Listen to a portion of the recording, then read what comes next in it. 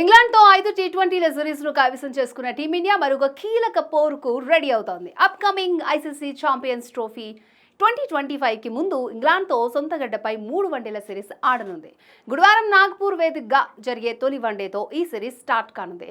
Champions trophy 2025కి ముందు ఇరు జట్లకు ఇదే చివరి వన్డే సిరీస్ కావడంతో సన్నాహకంగా ఉపయోగించుకోనున్నాయి. టీమ్ కాంబినేషన్తో పాటు ఛాంపియన్స్ ట్రోఫీలో అనుసరించాల్సిన వ్యూహాలను ఈ సిరీస్లో పరిశీలించనున్నాయి. ఈ క్రమంలోనే ఛాంపియన్స్ ట్రోఫీ 2025తో పాటు ఇంగ్లాండ్తో వన్డే సిరీస్కు ఒకే జట్టుని ఎంపిక చేసింది. ఇంగ్లాండ్తో టీ20 సిరీస్కు దూరంగా ఉన్న సీనియర్ ఆటగాళ్లంతా వన్డే సిరీస్తో రీ ఎంట్రీ ఇవ్వనున్నారు. ఈ సిరీస్కు స్టార్ స్పోర్ట్స్ నెట్వర్క్ అధికారిక బ్రాడ్కాస్ట్గా వ్యవహరిస్తోంది.